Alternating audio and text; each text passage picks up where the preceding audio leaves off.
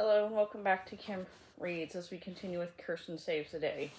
Chapter 2, In the Berry Patch. I love raspberry jelly, Anna said. I love raspberry jelly even more than I love maple syrup. And your mama makes the very best jelly, Kirsten said. She and Peter were in the berry bramble near the woods, helping their cousins Anne and Elizabeth pick raspberries. Mama and Aunt Inger needed berries to make preserves today. Peter and Anna's mouths were red with raspberry juice because they ate almost as many berries as they put in their pails. Kirsten couldn't resist eating a small plump berry now and then, either. She thought the berry juice was as sweet as honey. Everything made her think about honey and the bee tree these days. Our mama's going to sell her jelly and jam to Mr. Burkoff, Elizabeth said, and Anna and I are going to make berry pies to eat when we go to the town for the 4th of July. She sat at Kirsten from under the shade of her straw hat. Little dots of sun filtered through the brim and scattered across her nose like freckles. What's the 4th of July? Kirsten asked. Her own cloth sunbonnet was heavy with sweat. Picking berries was hot work. The 4th of July is the day that the Declaration of Independence was signed. Do you remember when Miss Winston read the Declaration of Independence aloud in school? Elizabeth put one hand over her heart in the way Miss Winston did when she recited with feeling. Life, liberty, and pursuit of happiness, she said. I love that part. Will we all go to town on the 4th of July? Kirsten asked. Anna sat her own bucket down and wiped her chin with her apron. Oh yes, everyone goes to town on the 4th of July. The whole day is simply grand. There's a big parade with trumpets and drums. After the parade, there are speeches and music and a picnic and contests and games, too. Peter's face lit up. Games? What kind of games? Last year there was a 3-legged race and a hurdle race, Anna said, and a race to climb the grease pole. The prize was a whole $1. She pushed her all back from her face. The boys like the horse races, but I like the fireworks the very best. All day long, guns and cannons boom and boom, Elizabeth said. I don't like those so well. I do love to hear the cannons, Peter said. Wa-boom, wa-boom.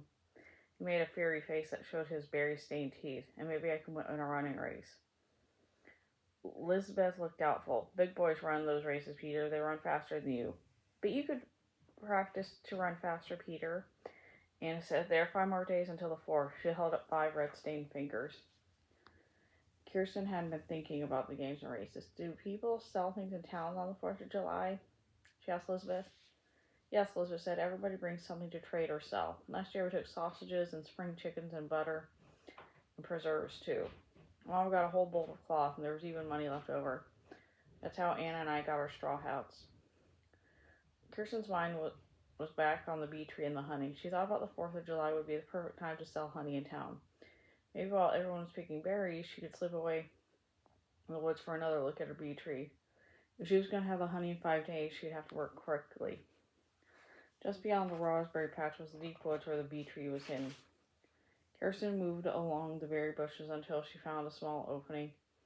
She thought she could crawl through. No one saw her. They were chattering about the fun on the 4th of July. Kirsten sat down her berry bucket, got on her hands and knees, and began to crawl through the bushes. Lauren picked her sleeve. She ducked lower until her elbows were on the ground. Her skirt was slowly as she crept around. Suddenly, right beside her, there was a loud snuffle. Alarmed, she stopped crawling. The snuffle came louder and louder. When she turned, she looked right into the face of a black bear cub. For a moment, Kirsten couldn't breathe. This was the first time she'd seen a bear up close.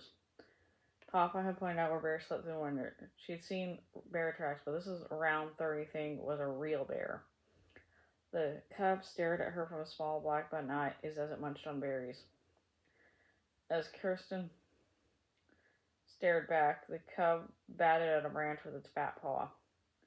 Bits of leaves were caught in its thick fur. Kirsten felt herself smiling. The baby bear looked almost like a big puppy. She said she had nothing to be afraid of. She thought it was even a good thing the bear cub was up in the berries, not over in the woods trying to raid their honey in her bee tree. Something started the club. It padded clumsily out of the berry patch and into the woods.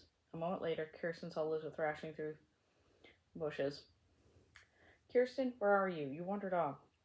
I'm right here, Kirsten called. She had to think of something to say to Elizabeth. See where she was not getting closer to the bee tree. I thought the berries were thicker here, but they're not.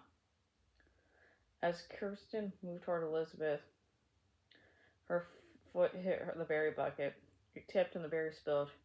She sat back on her heels to collect the spilled berries. I just saw a bear cub. I think your footsteps frightened it away. Elizabeth's mouth dropped open. You saw what?